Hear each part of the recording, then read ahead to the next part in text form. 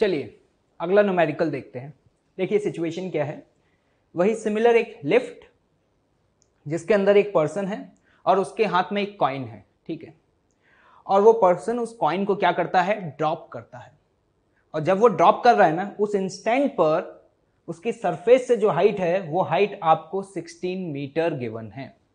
यहां पर इस क्वेश्चन में लिफ्ट कांस्टेंट वेलोसिटी से मूव नहीं कर रहा। जरा ध्यान से देखें, लिफ्ट का एक्सेलरेशन है 2 मीटर पर सेकेंड स्क्वायर, और जिस इंस्टेंट पर उस कॉइन को ड्रॉप किया गया है ना, उस इंस्टेंट पर लिफ्ट का स्पीड दिया है आपको 10 मीटर पर सेकेंड। प्रॉब्लम पढ़ लेते हैं। A lift is moving down with a constant acceleration of 2 meter per second square. When lift was going down with 10 meter per second, a person in lift drops a coin from height of 16 meter from the floor of the lift. Clear? Find A part बताएं, time taken by coin to strike the floor. हमें यहां पर time की value calculate करनी है। तो मैं बता चुका हूं, ऐसे प्रॉब्लम्स को हम ग्राउंड फ्रेम से सॉल्व करते हैं या फिर लिफ्ट के फ्रेम से। हम हमेशा टाइम की वैल्यू लिफ्ट के फ्रेम से कैलकुलेट करना प्रेफर करते हैं। क्यों? क्योंकि हमें पता है कि जैसे ही आप कॉइन को ड्रॉप करेंगे तो कॉइन भी मोशन परफॉर्म कर रहा है और लिफ्ट भी मोशन परफॉर्म कर रहा है। तो अगर हम लिफ्ट के फ्रेम में चले जाएं, मतलब लिफ्ट के फ्रेम में जाने का मतलब लिफ्ट क्या आ गया, रेस्ट पर, मतलब ये एज्यूम कर लिया, तो हम इस समय इस कॉइन के मोशन को ऑब्जर्व इजीली कर सकते हैं। क्लियर? तो चलिए देखते हैं, जो भी पैरामीटर दिए हुए हैं पहले उन्हें लिख लेते हैं। यहां पर हम सपोज अपवर्ड डायरेक्शन को पॉजिटिव और डाउनवर्ड डायरेक्शन को नेगेटिव कंसीडर कर रहे हैं। तो एक बात बताएं, एक्सेलरेशन ऑफ लिफ्ट क्या है, 2 metre per second square, but in downward direction तो यहां क्या लगा देंगे, negative sign. Initial velocity of lift क्या है, 10 metre per second in downward direction, मतलब minus of 10 metre per second. इसी तरीके से अगर हम कॉइन की बात करें तो एक बात बताएं कि कॉइन का एक्सेलरेशन क्या होगा, कॉइन का एक्सेलरेशन होगा माइनस जी, मतलब 10 मीटर पर सेकेंड स्क्वायर इन डाउनवर्ड डायरेक्शन। क्योंकि जब वो कॉइन हवा में होगा उस समय उस कॉइन पर सिर्फ एक ही फोर्स लग रहा है, that is what, gravitational force. तो चाहे वो लिफ्ट के अंदर होता चाहे वो लिफ्ट के बाहर होता, जब तक कॉइन फ्री फॉल कर रहा है, क्या कर रहा है, फ्री फॉल कर रहा है, तब तक उस कॉइन का एक्सेलरेशन क्या रहेगा, minus of 10 metre per second square. Clear? यहां पे क्वेश्चन में कुछ लिखा है, जरा ध्यान से देखिएगा क्या लिखा है, a person in lift drops a coin. तो अभी हम बात कर चुके हैं, जब भी ऐसा कुछ लिखा हो तो इसका मतलब क्या हुआ, इसका मतलब हुआ कि उस कॉइन की वेलोसिटी लिफ्ट के फ्रेम में क्या होगी, 0। ठीक है, प्रॉब्लम को हमें सॉल्व करना है किसके फ्रेम में, लिफ्ट के फ्रेम में। तो हम यहां पर acceleration of coin in frame of lift भी कैलकुलेट कर लेते हैं। तो acceleration of coin in lift के फ्रेम में क्या लिखेंगे, दिस वन, कॉइन का एक्सेलरेशन -10 माइनस लिफ्ट का एक्सेलरेशन क्या है, माइनस ऑफ 2।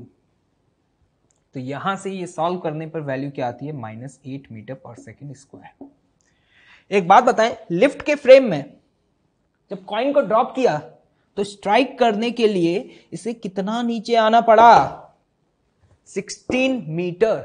इसका मतलब क्या हुआ, displacement of coin in frame of lift is 16 metre, लेकिन इन डाउनवर्ड डायरेक्शन है तो इसे हम क्या लिखेंगे, माइनस ऑफ 16 मीटर।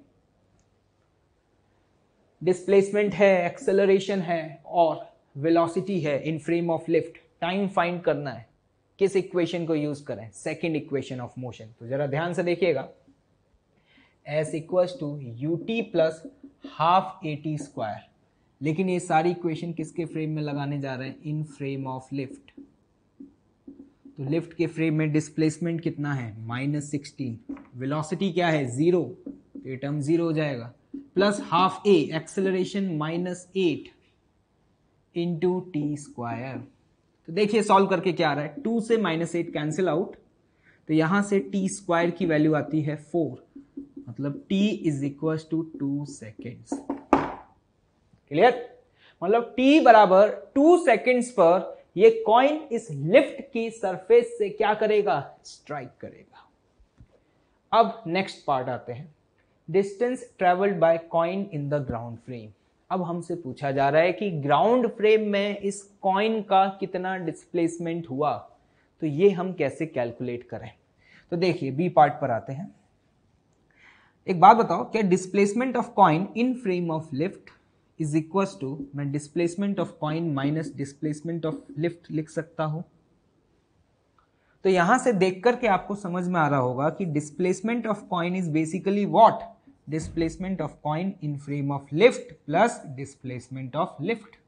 ये वैल्यू हमें पता है, कितनी है ये वैल्यू? -16। अगर ये वैल्यू हम कैलकुलेट कर पाए तो हमारे पास displacement of coin in ground frame आ जाएगा। अब ये कैसे कैलकुलेट करें? ये कैलकुलेट करना आसान है। क्यों? क्योंकि हमें यहां पर लिफ्ट की इनिशियल वेलोसिटी भी पता है और लिफ्ट का एक्सेलरेशन भी पता है। तो जरा ध्यान से देखिएगा, अगर हम इस वैल्यू को यहां पुट करें तो ये रिजल्ट क्या आएगा? u -10 into t and the value of t is what? 2 plus half -10 into 2 का स्क्वायर। तो देखें वैल्यू क्या आ रही है? -20 and this is what? This is also -20, minus of 40 metre. और सॉरी, यहां पर जो लिफ्ट का एक्सेलरेशन है वो 10 नहीं है, लिफ्ट का एक्सेलरेशन क्या है यहाँ पे? -2। तो यहाँ थोड़ा सा करेक्शन कर लीजिए, -10 एक्सेलरेशन तो किसका था? कॉइन का। तो यहाँ पे ये वैल्यू -10 ना होकर के क्या आएगी? -2 आएगी। क्लियर? तो देखिए -2 पुट करें तो ये वैल्यू क्या हुई आएगी? -24 मीटर। तो अगर यहां से ये वैल्यू इस एक्सप्रेशन में पुट कर दी जाए तो हमारे पास डिस्प्लेसमेंट ऑफ कॉइन आ जाएगा। तो देखते हैं डिस्प्लेसमेंट ऑफ कॉइन क्या आ रहा है। देखिए डिस्प्लेसमेंट ऑफ कॉइन क्या आ रहा है यहां से? Displacement of coin in frame of lift, this is -16 -24, this is -40 metre. इसका मतलब समझ आया? इसका मतलब कि कॉइन का डिस्प्लेसमेंट ग्राउंड फ्रेम में -40 मीटर हुआ है। मुझसे पूछा क्या है यहां पर? डिस्टेंस। तो डिस्टेंस क्या होगा? Just a magnitude of what? Displacement. तो यहां पर हम बी पार्ट का आंसर बोल सकते हैं, डिस्टेंस कितना ट्रेवल किया? 40 मीटर।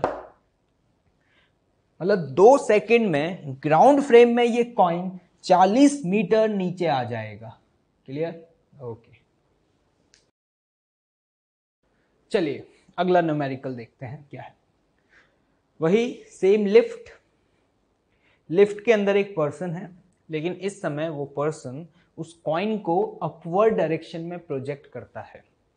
जिस इंस्टेंट पर वो कॉइन को प्रोजेक्ट करता है ना, उस इंस्टेंट पर इस लिफ्ट का वेलोसिटी है 4 मीटर पर सेकेंड और एक्सेलरेशन है 2 मीटर पर सेकेंड स्क्वायर इन अपवर्ड डायरेक्शन। जैसा कि ध्यान से देखें क्वेश्चन क्या लिखा है? अ coin is throne upward from the floor inside the lift and it strike back in 2 seconds. मतलब 2 सेकेंड के बाद वो कॉइन दोबारा से उस सरफेस से टकरा जाता है। ए पार्ट क्या है? Speed of coin at which it was thrown with respect to lift. मतलब हमें क्या फाइंड करना है? We have to find initial velocity of coin in frame of lift. समझ में आया प्रॉब्लम क्या है? तो वही सेम अप्रोच, प्रॉब्लम को अगर लिफ्ट के फ्रेम में देखें, किसके फ्रेम में? लिफ्ट के फ्रेम में, इन फ्रेम ऑफ लिफ्ट। तो एक बात बताएं मुझे, लिफ्ट के फ्रेम में ये एज्यूम कर सकते हैं कि लिफ्ट क्या है? रेस्ट पर। और लिफ्ट के फ्रेम में इस कॉइन का मोशन कैसा ऑब्जर्व होगा? ये इस तरीके से ऊपर जाएगा और फिर वापस लौट के नीचे आएगा। लिफ्ट के फ्रेम में जो इसकी वेलोसिटी है उसको हमने बोला UCL। क्लियर? एक बात बताएं, लिफ्ट के फ्रेम में जब ये दोबारा से यहां टकराएगा तो डिस्प्लेसमेंट कितना हुआ कॉइन का? 0। आप ऐसे समझ सकते हैं कि एक पर्सन जो कि लिफ्ट के अंदर है उसने कॉइन को ऊपर प्रोजेक्ट किया, ऊपर गया और वापस लौट के वो कॉइन उसी के हाथ में गिर गया। तो उस पर्सन से अगर पूछा जाए कि इस कॉइन का डिस्प्लेसमेंट कितना हुआ, तो वो क्या बोलेगा? 0, क्योंकि पहले भी इनिशियली वही था और फाइनली भी वहीं पर है। मतलब इनिशियल और फाइनल पोजीशन उस कॉइन का क्या है? सेम है। तो हम कह सकते हैं कि displacement of coin in frame of lift is what? 0। Time हमें पता है, कितना टाइम लगा? 2 सेकेंड। तो जरा ध्यान से देखें, अगर हम इक्वेशन ऑफ मोशन यूज करें s equals to ut plus half at square in frame of lift, तो ये वैल्यू क्या है? 0। ये वैल्यू पता नहीं, UCL इंटू t का value 2 plus half a acceleration of coin in frame of lift. क्या ये आप कैलकुलेट कर पाएंगे? बिल्कुल। लिफ्ट का एक्सेलरेशन आपको दिया है 2 metre per second square. Coin का एक्सेलरेशन क्या होगा? अगर मैं अपवर्ड डायरेक्शन को पॉजिटिव और डाउनवर्ड को नेगेटिव, कॉइन को जैसे ही फेंका गया, अब कॉइन हवा में है और हवा में उस कॉइन के ऊपर सिर्फ एक ही फोर्स लग रहा है, and that is what? Gravitational force. मतलब उसके एक्सेलरेशन पर अब लिफ्ट का कोई भी इफेक्ट नहीं होगा, क्योंकि जब तक वो कॉइन हवा में रहेगा तब तक सिर्फ और सिर्फ उसका acceleration g will be in what? Downward direction. मतलब हम ये कह सकते हैं कि acceleration of coin will be -10 metre per second square. तो यहां से आप जान रहे हैं कि acceleration of coin in frame of lift अगर आपको कैलकुलेट करना है तो क्या लिखेंगे? -10 minus of 2 and this is what? -12 metre per second square. तो यहां से वैल्यू यहां पे पुट करते हैं, एक्सेलरेशन की value -12 into T square and the value of T is what? 4। Clear? तो देखते हैं वैल्यू क्या आ रही है यहां से। 6 इंटू 4 12। UCL बताएं कितनी आ रही है? UCL आ रहा है यहां से 24/2 and this is what? 12 metre per second. मतलब कॉइन की वेलोसिटी लिफ्ट के फ्रेम से 12 मीटर पर सेकेंड आ रही है। यही तो पूछा था ए पार्ट में, सॉल्व हो गया। बी पार्ट आते हैं, distance travelled by the coin in ground frame in 2 seconds. अब हमसे पूछा जा रहा है कि डिस्टेंस ग्राउंड फ्रेम में क्या होगा। तो एक बात बताओ कि ग्राउंड फ्रेम में कॉइन की वेलोसिटी क्या होगी? ये कैसे निकालेंगे? Velocity of coin in ground frame minus velocity of lift. ये वैल्यू हम कैलकुलेट कर चुके हैं, कितना था? 12। ये वैल्यू अननोन है, माइनस लिफ्ट का वेलोसिटी कितना है? 4। तो यहां से कॉइन का वेलोसिटी ग्राउंड फ्रेम में कितना आया? +16 मीटर पर सेकेंड। तो एक बात बताओ मुझे, ग्राउंड फ्रेम से देखने पर, मतलब कोई अगर बंदा ग्राउंड पर है और वो इस कॉइन को देख रहा है, तो वो कॉइन इनिशियली आपको 16 मीटर पर सेकेंड से ऊपर जाता हुआ नजर आएगा। क्लियर? और उसका एक्सेलरेशन डाउनवर्ड डायरेक्शन में होगा कितना? 10 मीटर पर सेकेंड स्क्वायर। मुझसे डिस्टेंस पूछा है। एक बात बताओ, अगर मुझे डिस्टेंस निकालना है इस सिचुएशन में, तो क्या मुझे चेक करना पड़ेगा कि पार्टिकल ने टर्न लिया है या नहीं? बिल्कुल, क्योंकि ये सिचुएशन ऐसी है कि पार्टिकल की वेलोसिटी ऊपर है, एक्सेलरेशन नीचे है। तो क्या होगा? इनिशियली पार्टिकल ऊपर जा रहा है, लेकिन इसकी स्पीड क्या होती जाएगी? कम होती जाएगी, और फिर वापस से लौट के नीचे आएगा। और आपको समझ में आ रहा होगा कि अगर किसी पार्टिकल को 16 मीटर पर सेकेंड से फेंका जाए, तो उसे यहां से यहां तक पहुंचने में जो टाइम लगेगा वो कितना लगेगा? U/g, और U कितना है? 16 डिवाइडेड बाय g। तो हम कह सकते हैं यहां से यहां तक पहुंचने में उसे जो टाइम लगा वो कितना लगा? 1.6 सेकेंड, और फिर वापस से वो यहां लौट के आएगा। तो अगर मुझे यहां पे डिस्टेंस कैलकुलेट करना है, तो पहले मैं पार्टिकल का डिस्प्लेसमेंट 0 से 1.6 सेकेंड्स का कैलकुलेट करूंगा, एंड उसके बाद 1.6 सेकेंड से 2 सेकेंड्स का कैलकुलेट करूंगा, और यहां से आने वाला जो भी डिस्प्लेसमेंट होगा उसको मॉड लगा के अगर मैं ऐड कर दूंगा, तो क्या मेरे पास यहां से डिस्टेंस निकल के आ जाएगा? बिल्कुल। हम यहां क्या कर रहे हैं समझ में आ रहा है? आपने वेलोसिटी ऊपर दी है लेकिन एक्सेलरेशन डाउनवर्ड है। तो हम ये जानते हैं कि जब भी पार्टिकल ऊपर मूव कर रहा होगा तो उसकी वेलोसिटी लगातार कम हो रही होगी, और ये हम देख चुके हैं इन काइनेमेटिक्स 1D कि जब भी हमसे डिस्टेंस पूछा जाता है तो हम ये चेक करते हैं कि जिस इंटरवल में हम डिस्टेंस निकाल रहे हैं, कहीं ऐसा तो नहीं कि वहां कहीं पार्टिकल का टर्निंग पॉइंट आ गया हो, क्योंकि अगर टर्निंग पॉइंट आ गया होगा तो डिस्टेंस और डिस्प्लेसमेंट की वैल्यू सेम नहीं होगी। तो जैसा कि हम यहां पे देख पा रहे हैं कि हमें 2 सेकंड में पूछा था और पार्टिकल का टर्निंग पॉइंट कहां पे आता है, t इक्वल टू 1.6 सेकेंड्स पर। तो अब हमें डिस्टेंस निकालने के लिए क्या करना पड़ेगा, मोशन को ब्रेक करना पड़ेगा 0 से 1.6 और 1.6 से 2, और फिर यहां से अलग अलग कैलकुलेट करके उन वैल्यूज को क्या करेंगे, ऐड कर देंगे। तो एक बात बताएं, यहां से लेकर के यहां तक ये जो डिस्टेंस ट्रेवल किया है ये तो इसकी मैक्सिमम हाइट है ना, तो 0 से 1.6 में अगर इसने S1 ट्रेवल किया तो S1 का वैल्यू क्या लिखूंगा, u² बाय 2g, और u कितना 16, मतलब 16 into 16 divided by 2 into G, and the value of g is what 10। सीधे मैक्सिमम हाइट वाला एक्सप्रेशन लगा दिया, uy² बाय 2g।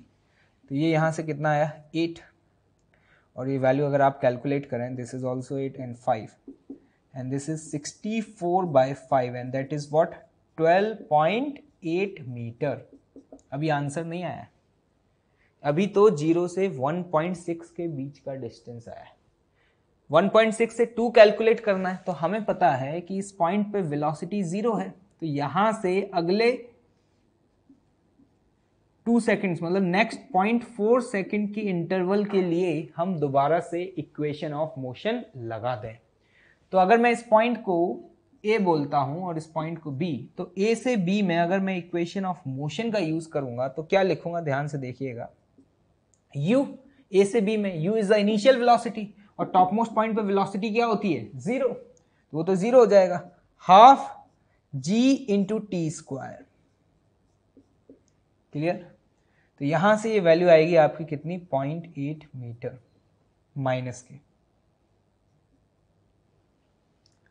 यहां से यहां तक का भी वैल्यू आ चुका है और ये वाला वैल्यू भी आ चुका है। हमें डिस्टेंस कैलकुलेट करना था, तो बताएं क्या करना चाहिए, क्या इन दोनों को ऐड कर दें मॉड लगा के, बिल्कुल। अगर मॉड लगा के ऐड करें तो देखिए वैल्यू क्या आ रही है आपकी, टोटल डिस्टेंस ट्रेवल जो आएगा 12.8 plus 0.8 and this is what 13.6 metre.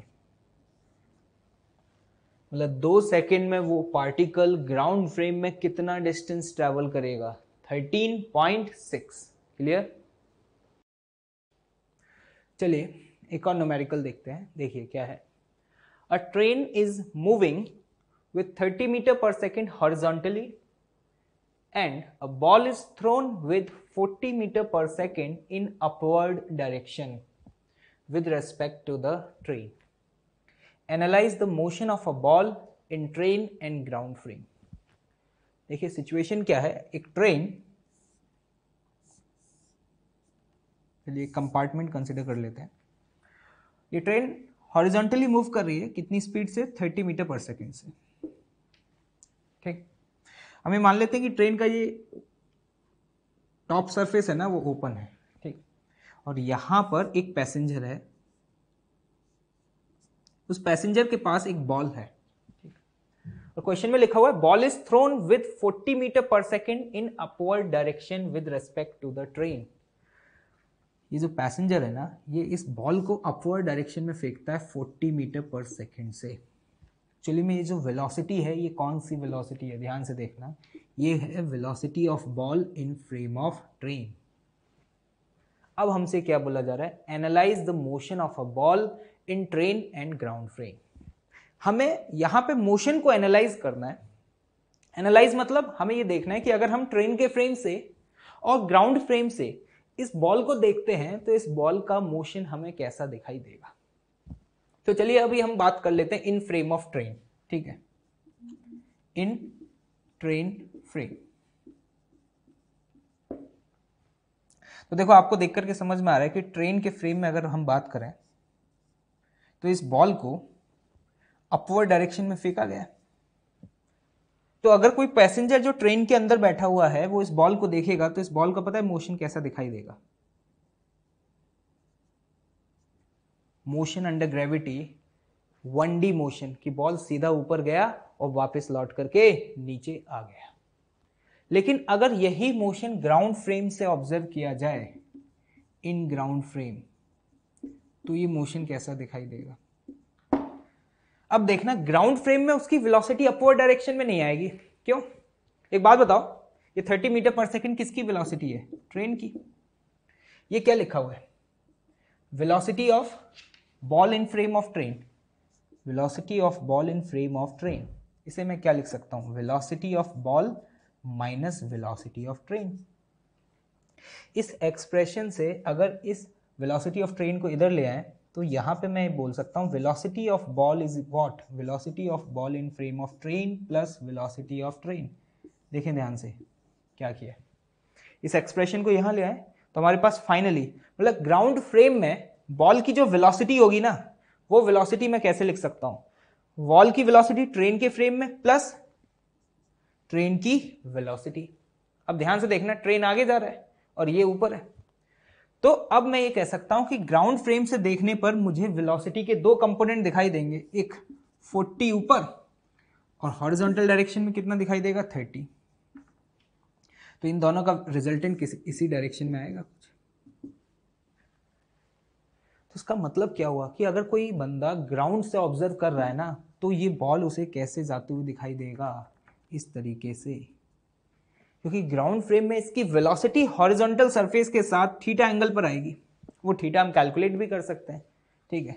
वो थीटा की वैल्यू बता दो क्या आएगी? tan theta is what? 40/30। समझ आया कैसे लिखा? Vertical component upon horizontal component. तो यहां से थीटा की वैल्यू आती है आपकी क्या? 53 डिग्री।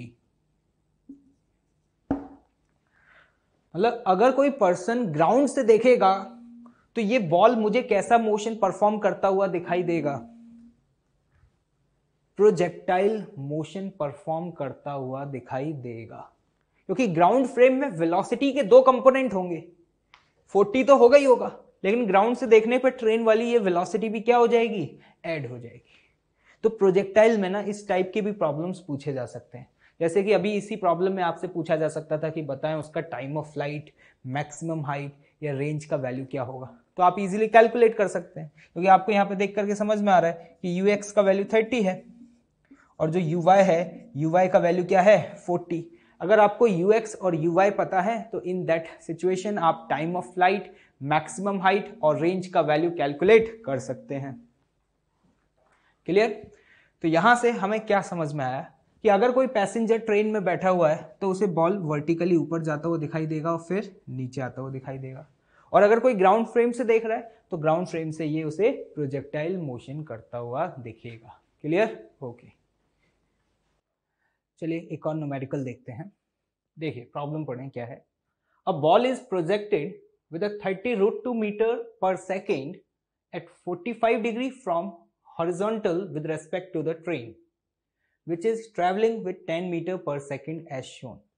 देखिए क्या है, एक ट्रेन है जिसका एक कंपार्टमेंट है और ये ट्रेन हॉरिजॉन्टल डायरेक्शन में 10 मीटर पर सेकेंड से मूव कर रहा है, और यहां पर एक बॉल को प्रोजेक्ट किया गया है with speed of 30√2 metre per second. कितने एंगल पे? 45 डिग्री पे। थोड़ा सा चेंज है इस प्रॉब्लम में। आपने देखा कि प्रीवियस वाले प्रॉब्लम में हमने बॉल को वर्टिकली अपवर्ड डायरेक्शन में प्रोजेक्ट किया था, इस बार हमने वर्टिकली अपवर्ड डायरेक्शन में प्रोजेक्ट ना करके 45 डिग्री पे प्रोजेक्ट किया है, ठीक है। अब हमसे पूछा जा रहा है velocity of ball in ground frame. एक बात बताएं, ये जो आपको वेलोसिटी दी हुई है 30√2, ये कौन सा वेलोसिटी है? ध्यान से देखें, 30√2 क्या है? With respect to train. मतलब ये जो वेलोसिटी है ये है velocity of ball in frame of train. अगर मैं इसे कंपोनेंट फॉर्म में लिखना चाहूंगा तो बताएं क्या लिखेंगे? Velocity of ball in frame of train.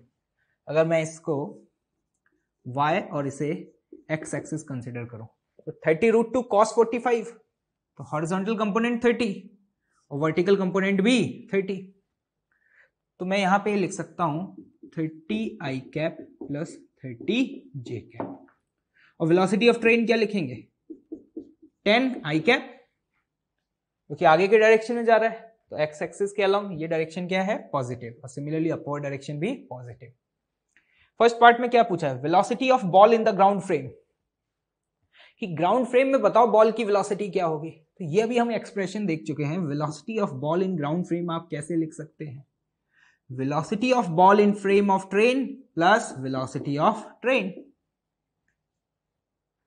ये वो वेलोसिटी है जो कि उस ऑब्जर्वर को दिखाई देगा जो कि ऑब्जर्वर कहां पर है, ट्रेन में या फिर ग्राउंड पर, ग्राउंड पर। तो इन दोनों को अगर हम ऐड करें तो देखिएगा ध्यान से क्या आता है, 40 आई कैप प्लस 30 जे कैप। तो हम यहां से बोल सकते हैं कि अगर कोई ऑब्जर्वर ग्राउंड से देख रहा है तो उसे वेलोसिटी का हॉरिजॉन्टल कंपोनेंट 40 दिखाई देगा और वर्टिकल कंपोनेंट 30 दिखाई देगा, और इन दोनों का रिजल्टेंट इस डायरेक्शन में आएगा। This is what, velocity of ball in ground frame. Clear? तो यहां पर हम फर्स्ट पार्ट सॉल्व कर चुके हैं। सेकंड पार्ट क्या है, displacement of ball in ground frame when the ball lands on the surface. एक बात बताओ, अगर किसी पार्टिकल को इस तरीके से आपने प्रोजेक्ट किया है तो ये कैसा मोशन परफॉर्म करेगा, प्रोजेक्टाइल मोशन। तो यहां पे हमसे पूछा जा रहा है कि इसका डिस्प्लेसमेंट क्या होगा जब ये फाइनली दोबारा से सरफेस पे लैंड करेगा। तो यहां से प्रोजेक्ट किया और यहां पे लैंड किया, तो जो डिस्प्लेसमेंट है वो डिस्प्लेसमेंट क्या होगा, मैं बोल सकता हूं कि डिस्प्लेसमेंट किसके बराबर होगा, रेंज के बराबर। अभी आपके लिए एक प्रोजेक्टाइल का क्वेश्चन बन गया। एक बात बताएं कि पार्टिकल की रेंज क्या हुआ करती थी, रेंज को लिखते थे 2ux into uy divided by g। ux initial component of velocity कितना है 40, uy कितना है 30। तो वैल्यूज पुट कर दें बस, 2 into 40 into 30 divided by what 10, 0 से 0 cancel out, this is 8 into 30, 8 into 30, this is what 240 metre. The displacement of ball ground frame में कितना होगा, 240 मीटर। क्लियर है? आपने क्या किया समझ में आ रहा है, आपने यहां पे ग्राउंड फ्रेम में वेलोसिटी कैलकुलेट करी, क्योंकि ये जो वेलोसिटी आपको दी हुई है ना 30√2, ये ग्राउंड फ्रेम में वेलोसिटी नहीं है, ये किसके फ्रेम में है, ट्रेन के फ्रेम में है, लेकिन ट्रेन भी तो मूव कर रहा है ना। तो ग्राउंड फ्रेम में वेलोसिटी निकालने का तरीका क्या है, velocity of ball in frame और train plus velocity of train. Clear है? तो इस टाइप के प्रॉब्लम्स भी आपसे पूछे जा सकते हैं। ओके